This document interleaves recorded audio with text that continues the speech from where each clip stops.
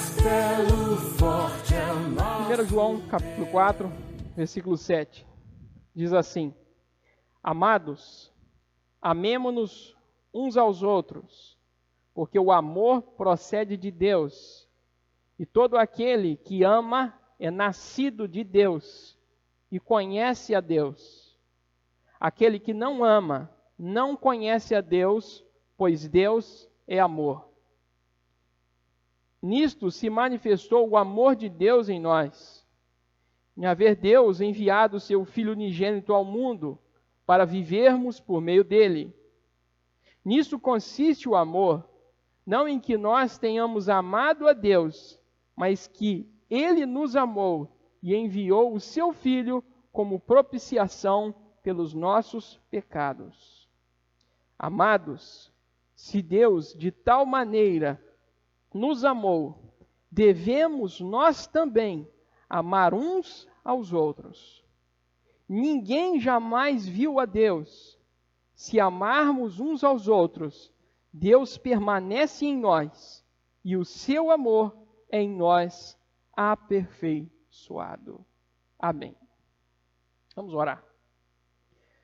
Senhor Deus, nós queremos te louvar, ó Senhor, te agradecer, te adorar, porque o Senhor é grande, maravilhoso, bondoso, misericordioso sobre nossas vidas. O Senhor nos salvou e tem nos ensinado, nos edificado, nos santificado na Tua palavra. Nos ajuda, ó Deus, mais uma vez, nos ensina mais uma vez. Me ajuda, ó Senhor, a pregar, ó Deus, e ser fiel à Tua palavra nessa noite, para que, ó Deus, os corações que aqui estão sejam cheios da Tua verdade, do Teu poder. Em nome de Jesus, nós clamamos e oramos. Amém. Então, amados, nós estivemos falando, na última mensagem, a respeito da primeira marca de uma igreja avivada. Nós dissemos aqui que trabalharíamos as 3 marcas de uma igreja avivada. E eu aqui mencionei para os irmãos que esse assunto aí retrocede no tempo e alguns homens muito sábios já se debruçaram sobre esse assunto, que é o assunto do avivamento.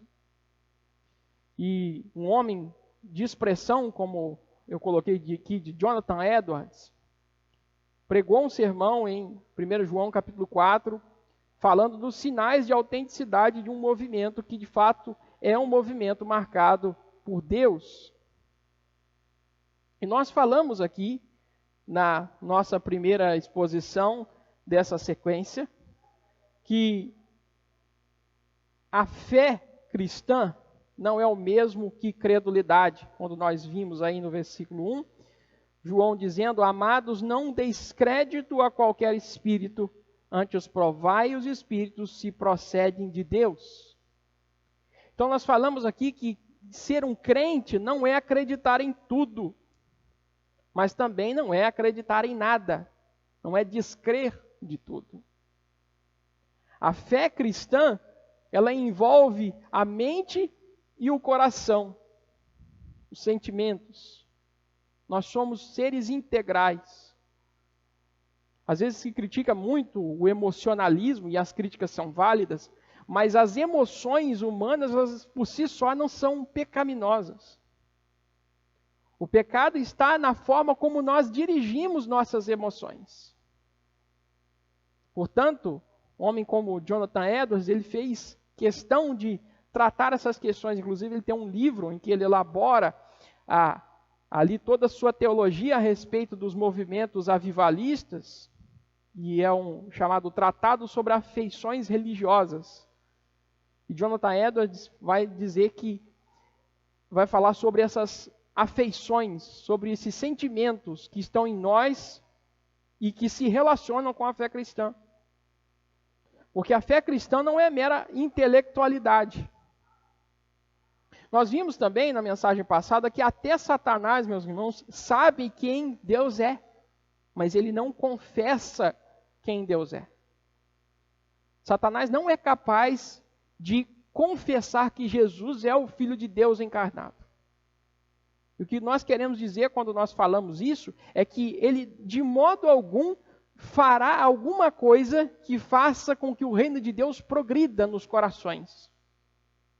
Ele pode até, sem querer querendo, né, como dizia lá aquele famoso seriado, né, sem querer querendo, levar o reino de Deus à frente. Mas ele intencionalmente, de modo algum, irá produzir algo, uma palavra que irá despertar as pessoas para a verdade do Evangelho. E nisso nós vimos que um movimento deve ser excluído se este movimento nega que Jesus veio em carne e osso. Nega que ele morreu na cruz do Calvário, que ele veio como pleno homem e pleno Deus para nos perdoar dos nossos pecados. Nós vimos também na primeira mensagem que crentes são aqueles que vencem o mal pelo Espírito Santo que neles habita. Os crentes são aqueles que são habitados pelo Espírito Santo e discernem a verdade do erro. João vai dizer que maior é o que está em nós do que está no mundo, fazendo referência à habitação do Espírito. Está dizendo, olha, o Espírito que habita em vocês os capacitará a expor os falsos profetas. Ele vai dizer, olha, se um movimento de fato é de Deus, ele tem que expor a mentira dos falsos profetas. E nós vimos também que enquanto os falsos profetas, eles proferem a mentira, os apóstolos foram aqueles que proclamaram a verdade de Deus. Então a nossa fé é a fé apostólica. Nós vamos ver hoje aqui, mais uma vez, que a nossa fé está firmada naquilo que os apóstolos falaram a respeito de Jesus, que Jesus ele é a pedra fundamental, que não há outro fundamento senão ele. Nós vimos, portanto, que a grande ideia, né, do nosso primeiro ponto é que uma igreja avivada prova e expõe os falsos profetas por meio da palavra de Deus e do Espírito Santo que nela habita.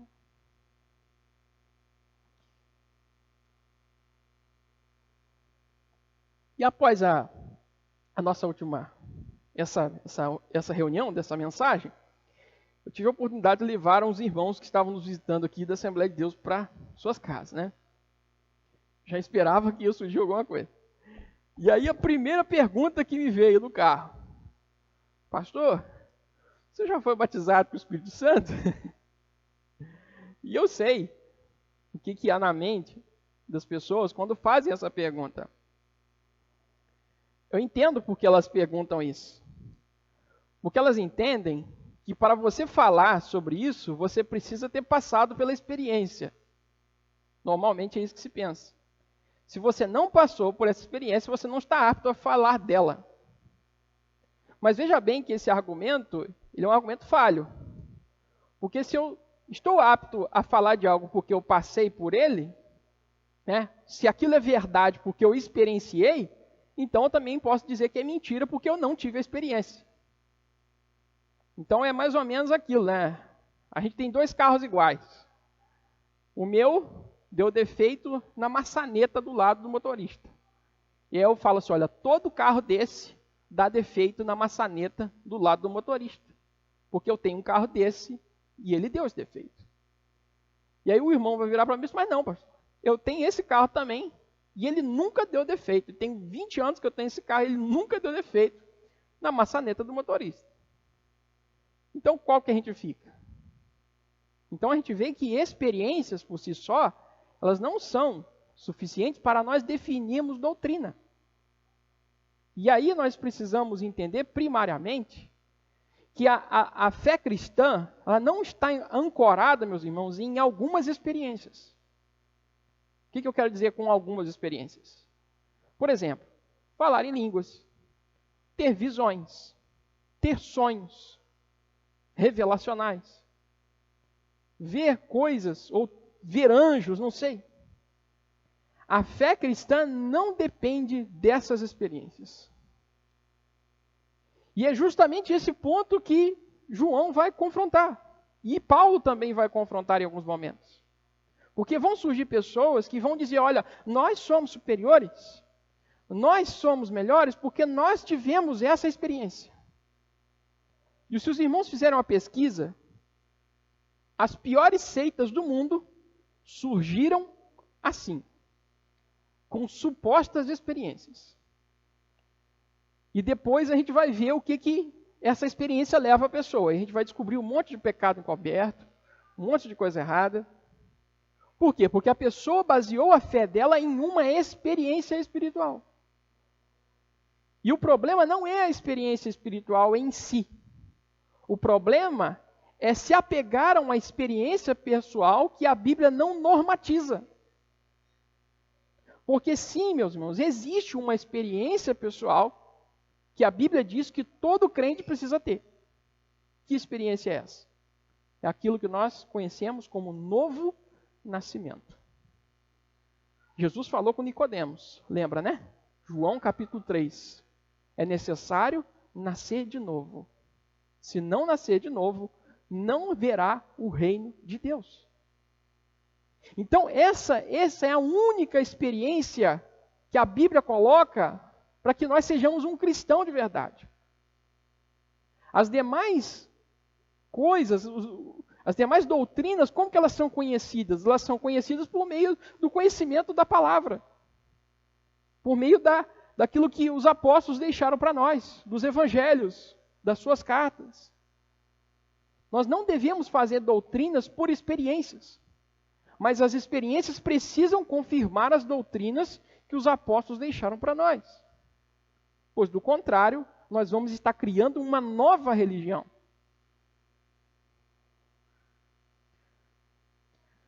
E a gente precisa entender, meus irmãos, e esse é outro ponto importante, que é o novo nascimento que a Bíblia chama de batismo com ou no ou do Espírito Santo. Então, os nossos irmãos pentecostais, eles erram quando eles dizem que há dois tipos de batismo. Nós precisamos ser sinceros nisso. Embora não seja uma heresia, mas é um erro. Porque a Bíblia não afirma que ser batizado com o Espírito Santo é ter uma experiência de falar em línguas. O que a Bíblia afirma é que, historicamente, a gente vai ver isso no livro de Atos, que quando aqueles homens receberam o batismo do Espírito Santo, quando o Espírito Santo foi derramado sobre a igreja, e a igreja foi fundada, eles tiveram a experiência do falar em línguas. E o falar em línguas, ele é um dom espiritual. E aqueles homens, eles experimentaram isso. E a gente tem que dizer com verdade que esse dom aconteceu. Lá no livro de Atos, o que acontece ali são homens falando em línguas humanas que eles não haviam aprendido. E como nós sabemos disso? Nós sabemos porque os outros homens de outras regiões que ali estavam ouviram eles falando e reconheceram as línguas. E eles vão falar, olha, como podem esses homens falarem essas línguas? Se eles não aprenderam, se eles não conhecem, são indoutos. Então ali ocorre a primeira manifestação do dom de línguas, porque ocorre historicamente a efusão do Espírito, o derramamento do Espírito sobre a igreja, inaugurando a era da igreja, quando nós lemos lá em Atos dos Apóstolos, no capítulo 2. Então, meus irmãos, existe uma grande confusão quando as pessoas misturam batismo com o Espírito Santo com falar em línguas. E isso foi problema, inclusive, dentro da tradição pentecostal.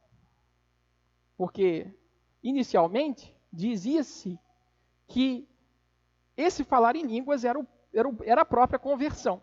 O que é isso que a Bíblia fala? A Bíblia fala que o batismo com o Espírito Santo é a conversão. É o novo nascimento. Não tem como não ser um crente sem a habitação do Espírito Santo de Deus. E aí começou a se criar dentro do próprio movimento pentecostal uma divisão de pessoas que haviam tido a experiência e pessoas que não haviam. E começou a se dar uma importância extremada para essas pessoas que haviam tido essa experiência. E por conta disso começaram a rever essa teologia dentro do pentecostalismo. E aí criou-se a ideia de que existe um segundo batismo, que seria um batismo de poder, um batismo de fogo.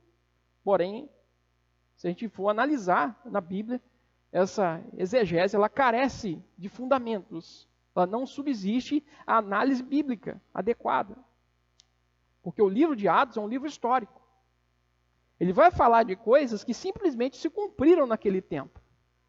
Algumas coisas são doutrinárias, quando elas encontram amparo em outras partes da Bíblia. Mas algumas coisas são simplesmente narrativas do que aconteceu naquele tempo.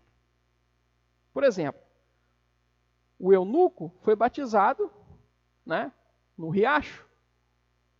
Se nós levarmos ao pé da letra o registro, nós concluiremos que só poderemos batizar as pessoas num riacho, num rio. Se nós formos mais longe um pouco, nós teríamos que concluir que nós só podemos batizar eunucos, porque a Bíblia está falando que foi batizado um eunuco. Mas ninguém interpreta dessa forma, porque nós sabemos que é um registro histórico. Outra coisa que nós precisamos entender, meus irmãos, é que esses dons que nós categorizamos como dons espetaculares ou dons extraordinários, perceba o termo da palavra, extraordinário é algo que? Algo incomum. Eles fizeram parte da era apostólica. Quando nós vamos ler aí Efésios 2, 19 e 20, diz assim, olha, portanto não sois mais estrangeiros, nem imigrantes, pelo contrário, sois concidadãos dos santos e membros da família de Deus, edificados sobre o fundamento dos apóstolos e dos profetas. Veja bem, edificado sobre o fundamento dos apóstolos e dos profetas, sendo o próprio Cristo, Jesus, a principal pedra angular desse alicerce. Então, veja bem, fala de apóstolos, fala de Jesus. Será que os apóstolos, os profetas que estão sendo mencionados aqui são os profetas do Antigo Testamento? Não. Os profetas que estão sendo mencionados aqui são aqueles profetas daquele tempo. O dom de profecia estava ligado ao dom apostólico. Ele era característico daquele tempo. Portanto, existiam dons gloriosos, como por exemplo, dons de operação de milagres. E se nós analisarmos o grego da palavra, nós vamos ver que alguns desses dons eram dons de operar maravilhas gloriosas. Era como, por exemplo, orar para parar de chover. Como fosse abrir um rio, interromper o fluxo de um rio e ele parar.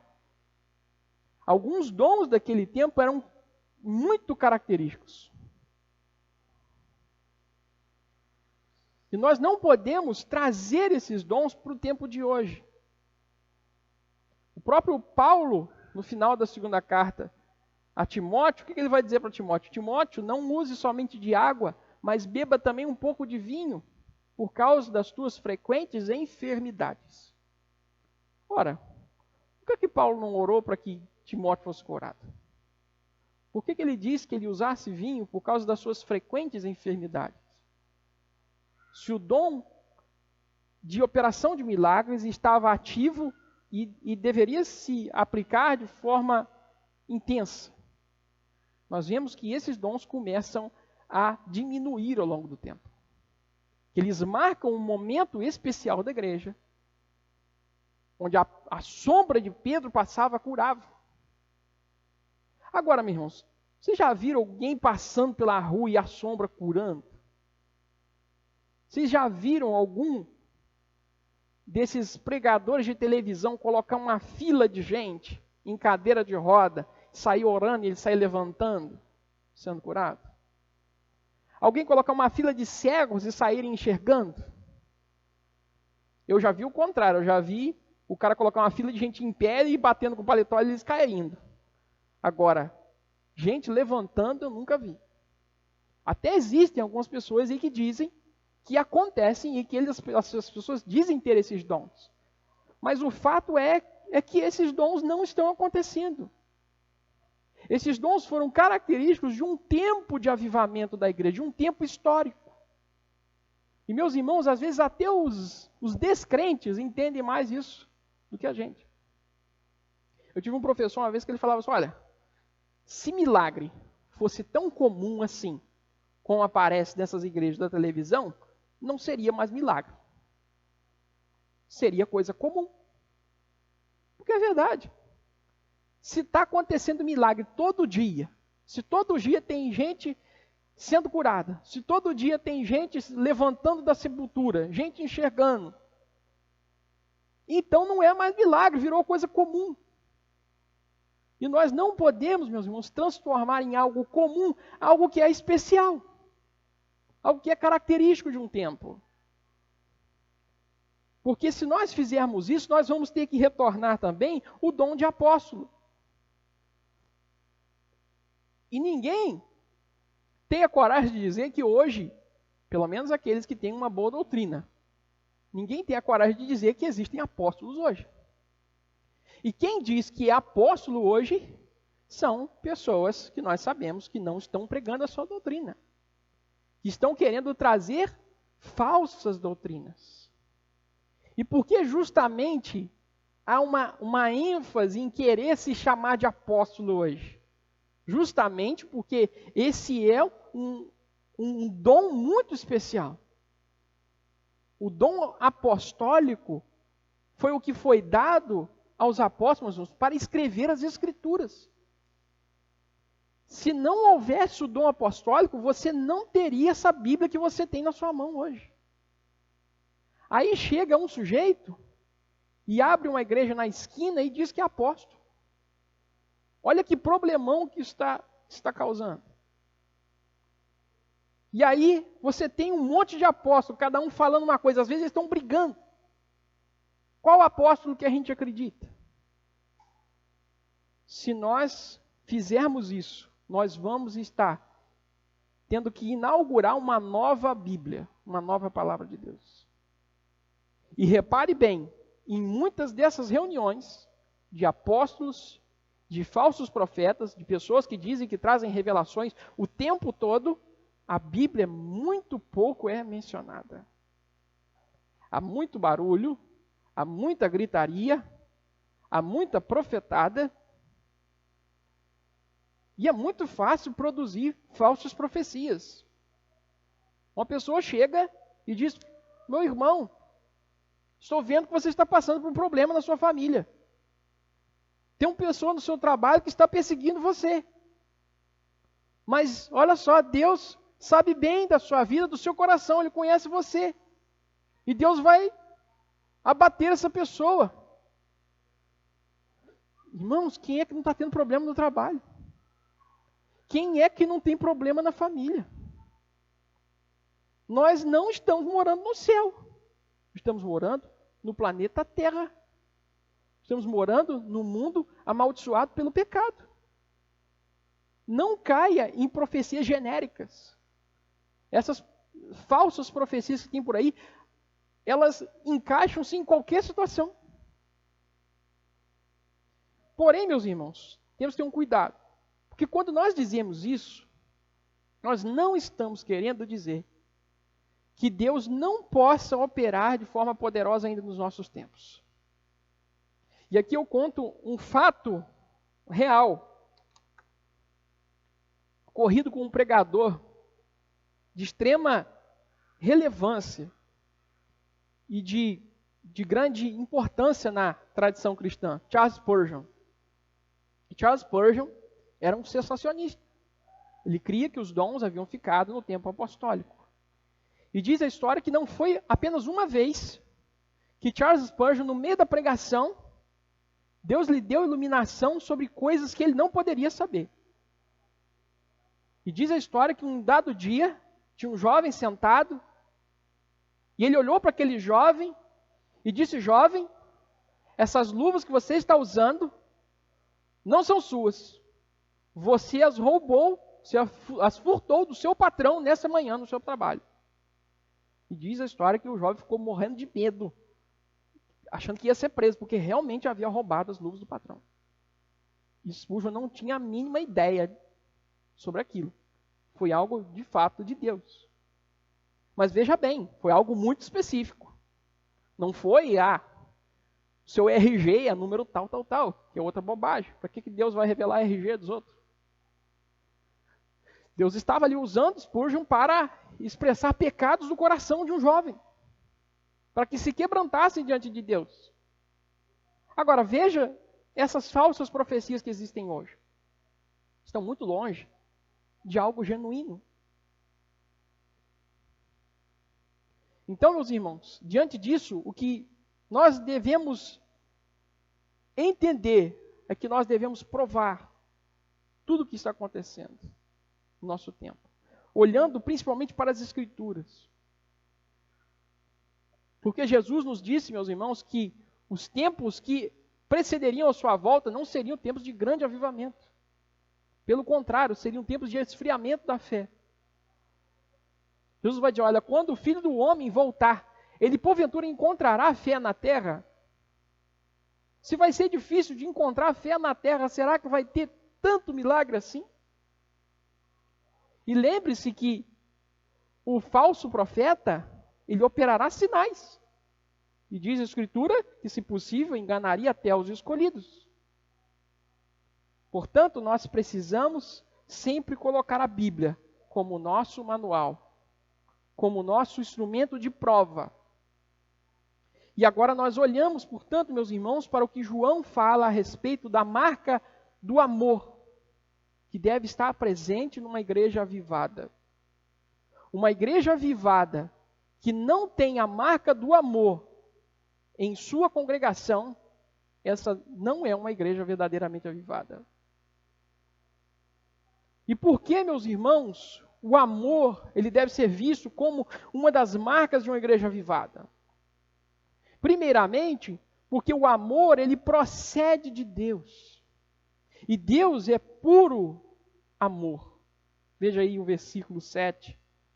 Amados, amemos-nos uns aos outros, porque o amor procede de Deus.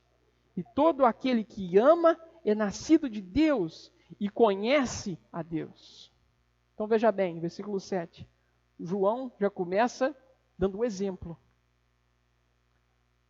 Amados, amemo-nos.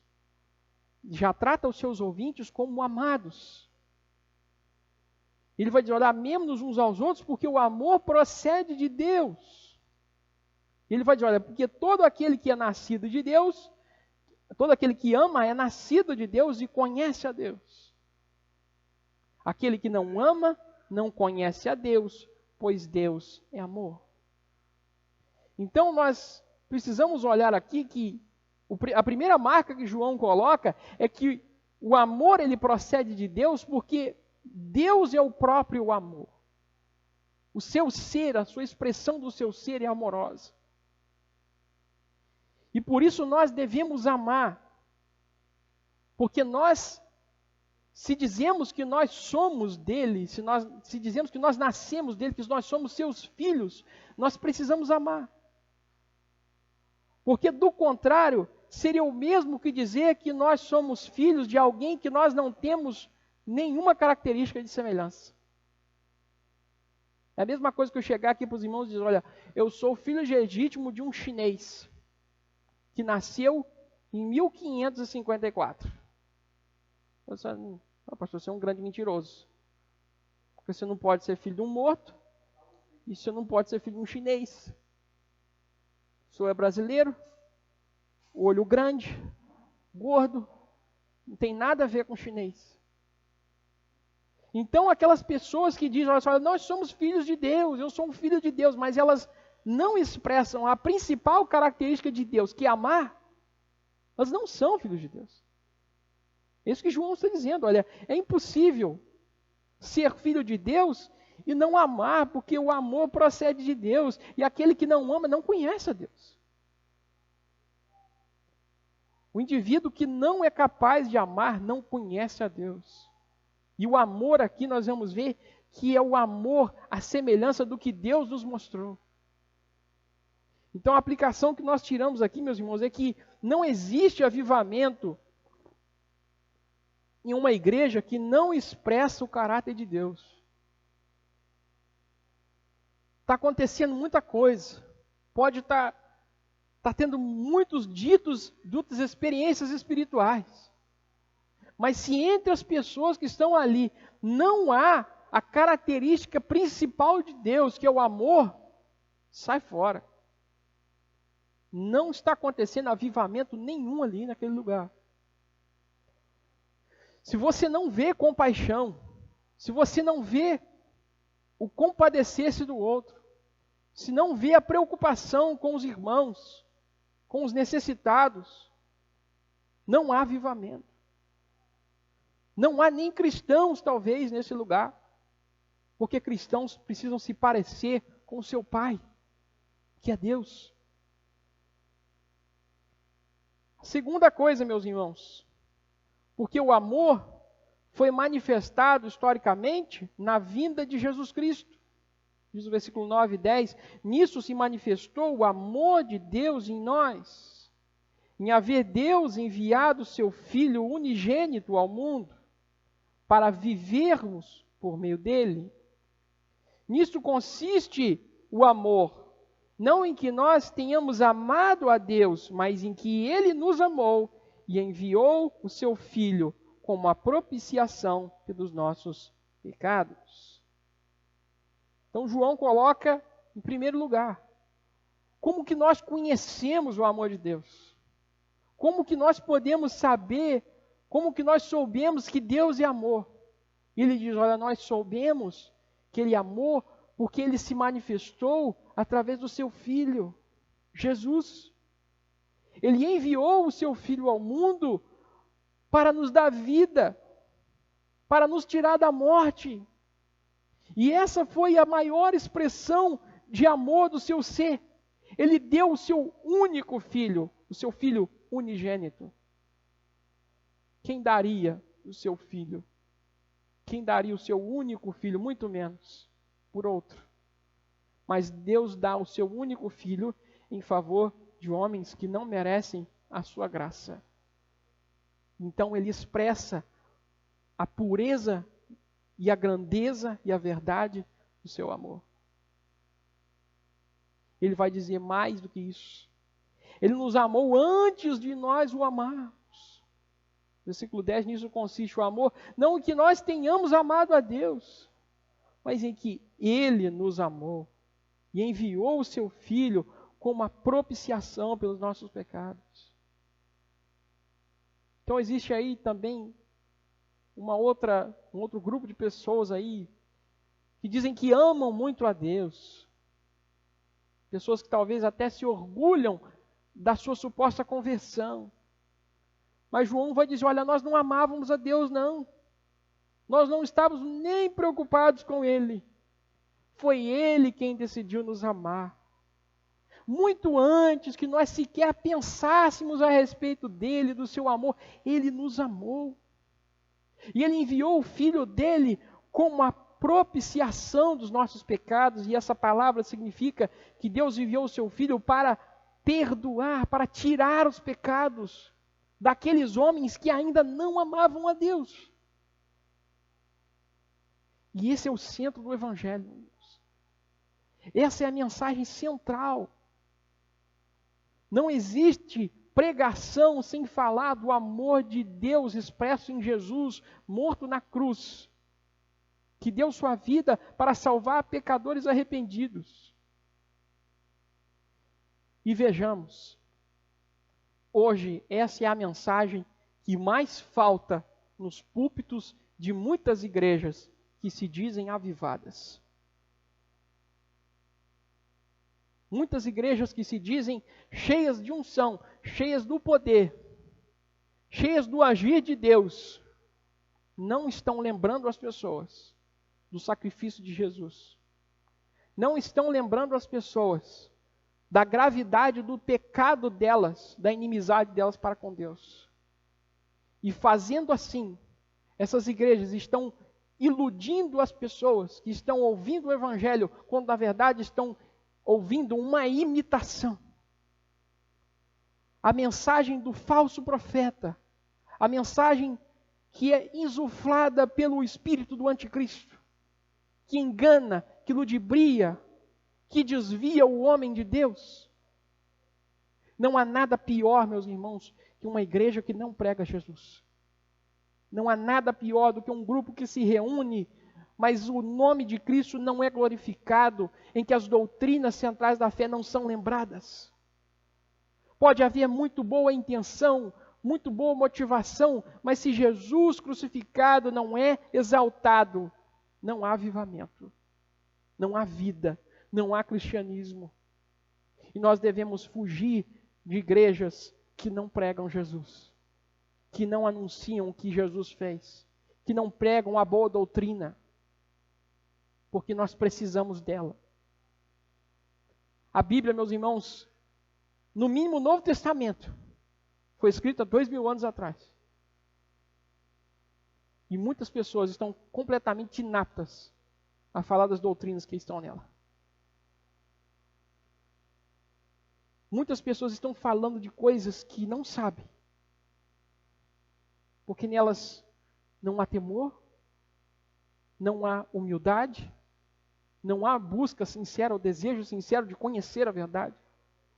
Eu estava falando com o Devinho, com a Natália hoje, com a irmã que estava na nossa reunião de EBD, né? Que hoje as pessoas não têm desculpa de não ter conhecimento. Martinho Lutero, na Idade Média, brigou com toda a estrutura do catolicismo para que a Bíblia fosse entregue na mão dos homens. E hoje os homens deixam as suas Bíblias empoeiradas nas suas estantes. O país que mais produz Bíblias no mundo, que é a China, é onde proíbe a entrada da Bíblia. A Bíblia é um livro altamente conhecido, divulgado.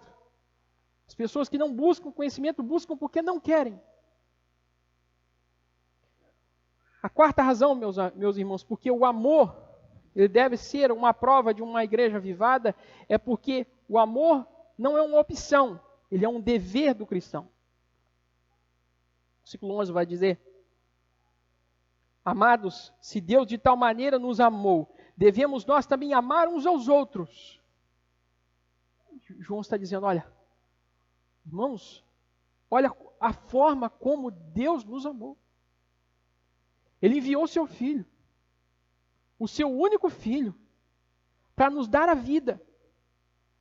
No tempo em que nós ainda não amávamos a Ele, Ele nos amou, enviou o seu Filho, e não somente o fez morrer, mas o fez morrer para liquidar os nossos pecados, quando nós ainda sequer cogitávamos em crer no seu nome.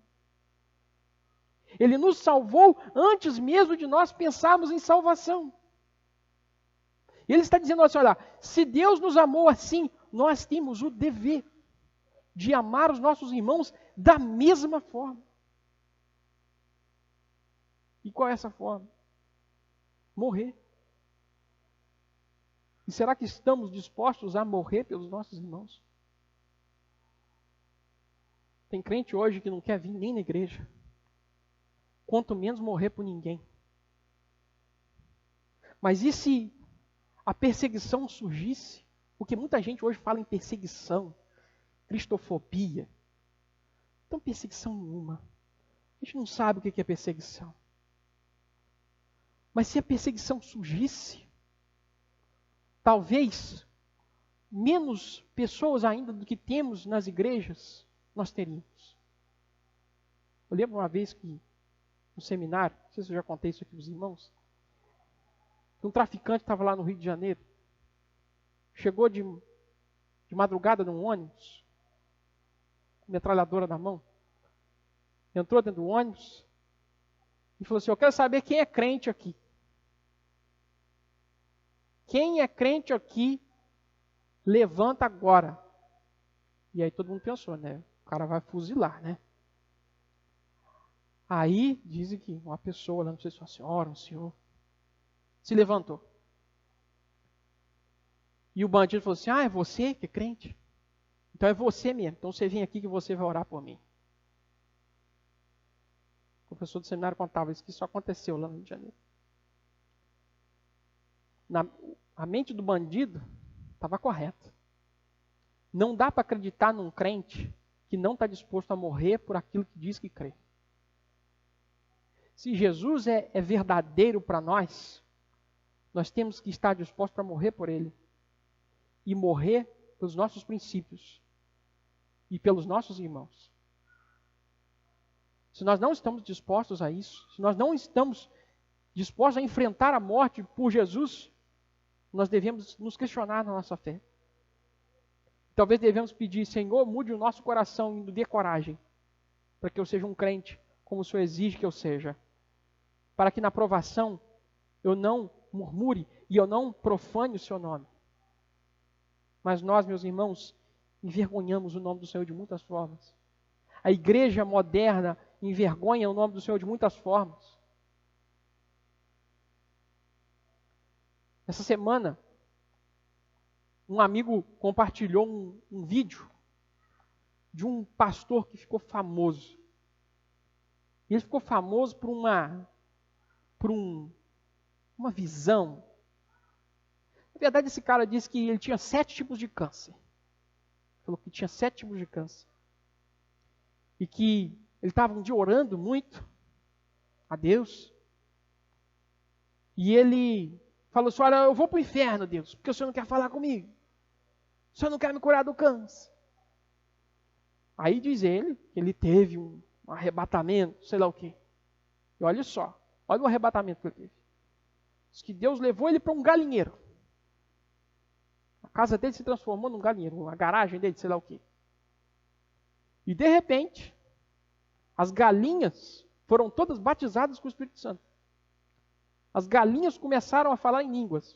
Tem na internet, quem quiser procurar, procura lá, vai achar.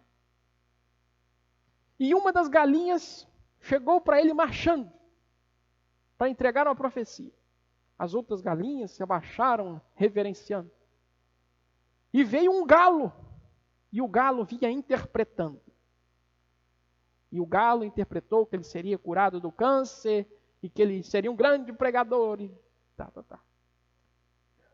Somente a história por si só é tão ridícula, tão cômica, que deveria nos levar a descrer. Isso deve ter mais de uma década que isso aconteceu, isso foi motivo de muita confusão dentro de uma determinada denominação, porque um dos pastores da denominação expôs isso num livro, condenando essa falsa profecia. E esse cara ficou muito bravo, tentou acionar o presidente da convenção para se justificar. E alguns anos depois, ele foi encontrado pela polícia, com 2 jovens, uma de 11 anos, outra de 16 anos, deixando as jovens no meio de um matagal de sua Hilux. Os policiais suspeitaram, correram atrás do cara, não conseguiram, ele fugiu.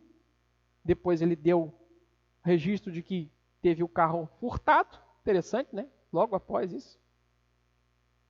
As meninas foram contactadas pela polícia e disseram que haviam recebido R$150 do pastor, do falso pastor, para ter relações com elas. A perícia, infelizmente, não conseguiu alcançar provas físicas e ele foi inocentado. Mas a história do homem está repleta de escândalos, divisões de igreja. E aí eu digo para os irmãos, onde está o Evangelho? Onde está o Evangelho de Cristo que nos fala do amor? Onde está o bom testemunho de Cristo? E esse é um dos últimos pontos a respeito do que eu gostaria de tratar nessa noite, meus irmãos. O amor, ele é prova de um avivamento, porque o amor hoje ele é a manifestação visível do Deus invisível, que enviou seu Filho ao mundo. Diz o versículo 12, que ninguém jamais viu a Deus. Se amarmos uns aos outros, Deus permanece em nós e o seu amor é em nós aperfeiçoado. João está dizendo, olha, ninguém jamais viu a Deus, meus irmãos. Ele está querendo dizer o seguinte, olha, se vocês amarem, as pessoas verão a Deus em vocês. Elas não podem ver a Deus, mas elas podem ver a vocês. E se vocês se amarem uns aos outros, assim como Ele nos amou, vocês serão aperfeiçoados no amor de Deus. O amor de Deus permanecerá em vocês, e vocês mostrarão ao mundo o que é o amor de Deus. Por isso, meus irmãos, a igreja local é a maior agência missionária do mundo. É aqui que nós glorificamos a Deus, que nós testemunhamos de Cristo, que nós anunciamos ao mundo quem Deus é. E é por isso que momentos como os que tivemos aqui ontem, meus irmãos, são muito mais importantes do que talvez nós pensemos. Porque a maior parte dessas pessoas que estiveram aqui não sabem o que é o amor de Deus. Elas estão longe dos recursos que Deus tem dado a nós por seu Espírito. E quando elas veem o nosso trabalho, o nosso amor, a nossa palavra e a verdade em nossas palavras convergindo com as nossas ações, elas começam a ter a chance de começar a encontrar o caminho de Deus. Eu estava falando com os irmãos aqui. A experiência que me marcou, eu coloquei lá no grupo. O garotinho chegou e falou assim: ô tio, eu posso levar esses papéis que estão aqui? Eu falei assim: pode, filho. Por que você quer levar? Mas tira com o adesivo que eu quero colar no meu quarto. Uma criança de teve uns 10, 11, 12 anos. A palavra de Deus, meus irmãos, continua tendo poder. E às vezes nós falamos e nós achamos que não vai ter resultado nenhum. Mas Deus está alcançando pessoas. Nós temos um significado de estar aqui. Por isso nós não podemos desistir da igreja. Nós não podemos desistir uns dos outros. Nós não temos a liberdade de não nos perdoar uns aos outros. Porque Deus nos perdoou. Eu me lembro de uma época, meus irmãos, que os crentes testemunhavam de Cristo. Não sei se os irmãos já viram. Eu vi algum trechinho. Mas teve um cantor muito famoso do meio gospel, que recentemente ele foi no Jô Soares. Recentemente não, já tem alguns anos. Agora ninguém lembra mais dele não. Mas na época ele era muito famoso. Aquele Thales Roberto, eu acho que era. E ele foi para lá contar coisas muito profundas. Como, por exemplo, como ele se divertia mastigando uma tampinha de garrafa. E ele não falou nada sobre Jesus. Nada, absolutamente nada. O nome de Jesus não foi glorificado em nada. Ficou se gloriando de contar histórias do seu passado pecaminoso, de histórias ridículas e tolas, bobas. Mas eu me lembro de um tempo em que homens que eram do passado pecaminoso iam para esses programas. Eu me lembro que uma vez um sujeito baixinho, vocês lembram dele, chamado Nelson Ned? Acho que ele foi num programa de TV famoso, foi do Ratinho, sei lá qual. E aí perguntaram a ele assim: olha, se a sua esposa traísse você, você perdoaria? Ele virou para o apresentador e disse assim: a pessoa que eu fui, ruim do jeito que eu fui, as coisas que eu fiz, e Jesus me perdoou, eu não poderia fazer nada além, nem nada menos do que perdoar qualquer pecado, qualquer falta. E aquele homem testemunhou muito mais de Jesus do que muitos famosos de nosso tempo. Não há, meus irmãos, avivamento sem a proclamação do amor de Deus, sem viver o amor de Deus, sem expressar ao mundo que Deus está no meio de nós e somos os seus filhos. Que Deus abençoe os irmãos. Vamos estar louvando ao Senhor e terminando o culto dessa